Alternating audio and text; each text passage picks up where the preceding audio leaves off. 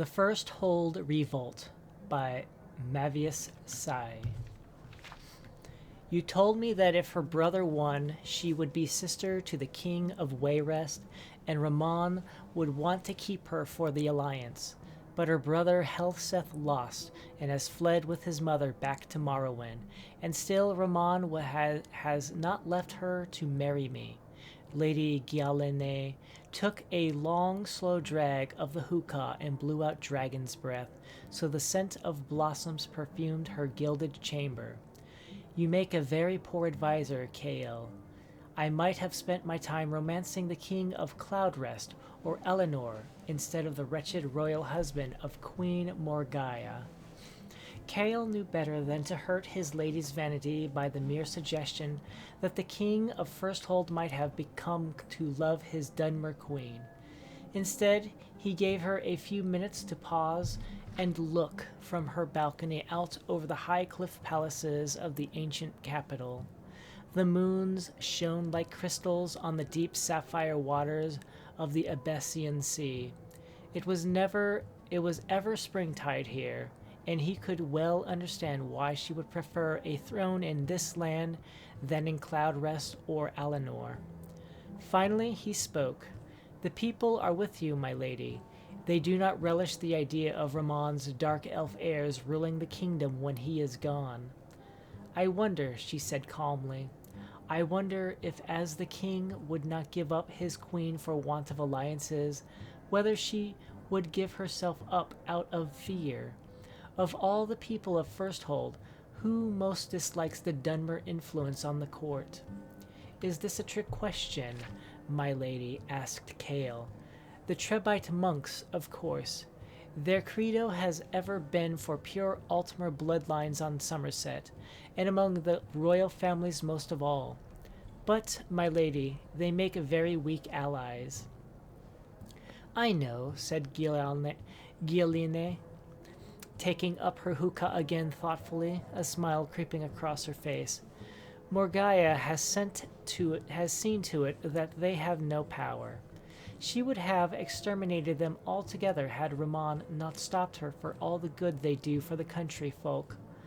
What if they found themselves with a very powerful benefactress, one with intimate knowledge of their court of Firsthold, the chief concubine of the king, and all the gold to buy weapons with that her father, the king of Skywatch, could supply?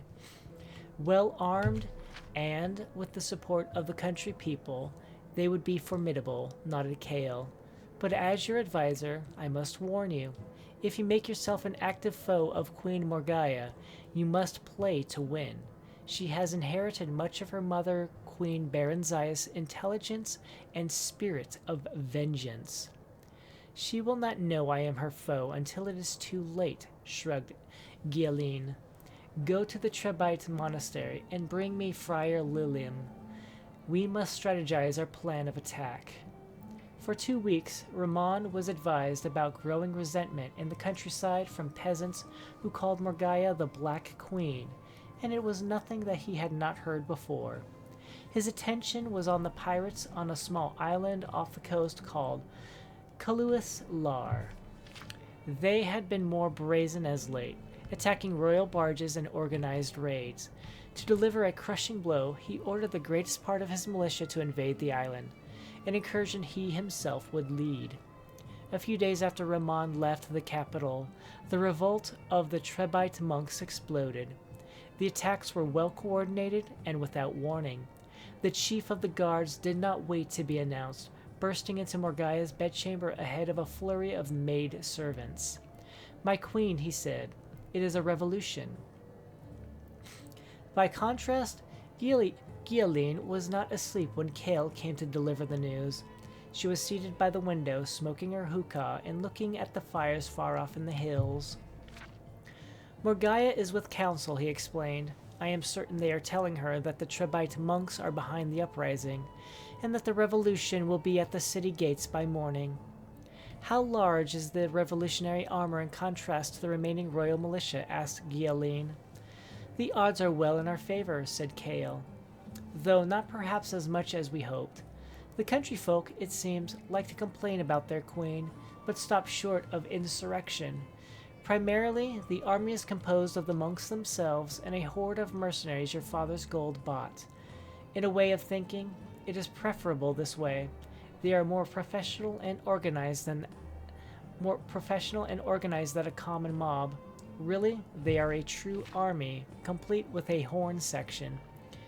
If that doesn't frighten the Black Queen into abdication, nothing will, smiled Guilleen, rising from her chair. The poor dear must be beside herself with worry. I must fly to her side and enjoy it. Guilleen was disappointed when she saw Morgaya come out of the council chambers. Considering that she had been woken from a deep sleep with cries of revolution and had spent the last several hours in consultation with her meager general force, she looked beautiful. There was a sparkle of proud defiance in her bright red eyes.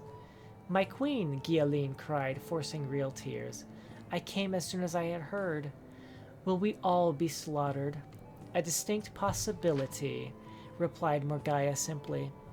Guilleen tried to read her, but the expressions of women, especially alien women, were a far greater challenge than those of Altmer men. "I hate myself for even thinking to propose this," said Guilleen, "but since the cause of their fury is you, perhaps if you were to give up the throne, they might disperse. Please understand, my queen, I am thinking only of the good of the kingdom and our own lives."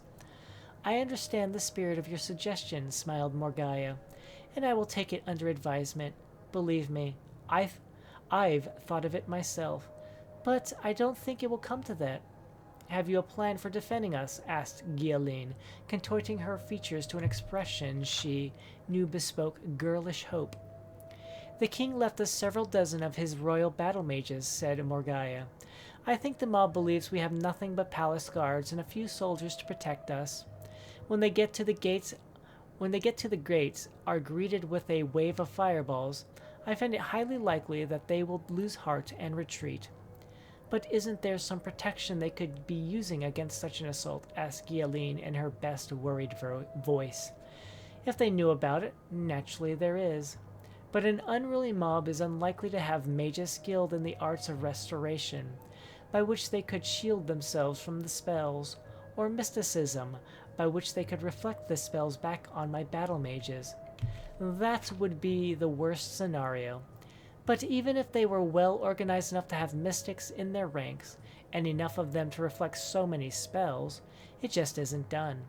No battlefield commander would advise such a defense during a siege unless he knew precisely what he was going to be meeting.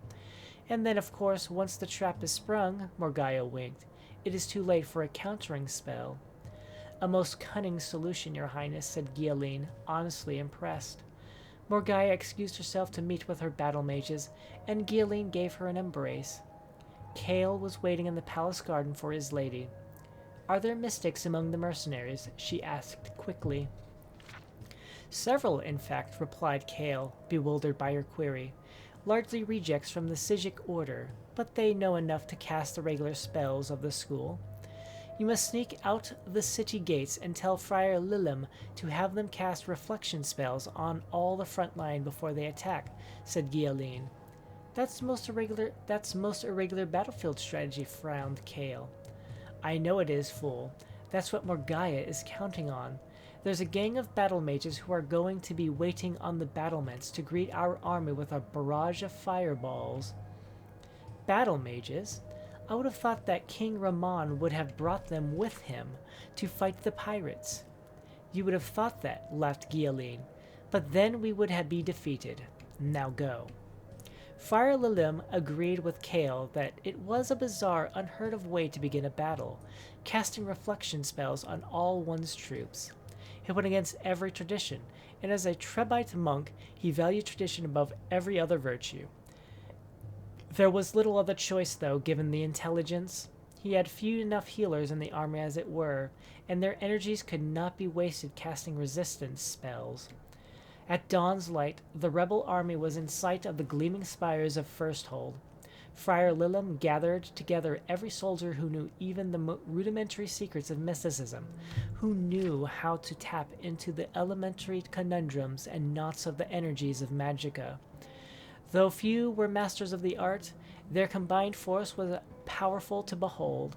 A great surge of entangling power washed over the army, crackling, hissing, and infusing all with their ghostly force. When they arrived at the gates, every soldier, even the least imaginative, knew that no spell would touch him for a long time. Friar Lilum watched his army batter into the gate with the greatest satisfaction of a commander who has counteracted an unthinkable attack with an outrageous defense. The smile quickly faded from his face. They were met at the battlements not by mages, but by common archers of the palace guard. As the flaming arrows fell upon the siegers like a red rain, the healers ran in to help the wounded. Their healing spells reflected off the dying men, one after the other. Chaos ruled as the attackers suddenly found themselves defenseless and began a panicked, unorganized retreat. Friar Lilum himself considered briefly holding his ground before fleeing himself. Later he would send furious notes to Lady Guilleen and Kale, but they were returned. Even his best secret agents within the palace were unable to find their whereabouts. Neither had, as it turns out, much previous experience with torture, and they soon confessed their treachery to the king's satisfaction. Kale was executed, and Guilleen was sent back with escort to her father's court of Skywatch. He has still to find a husband for her.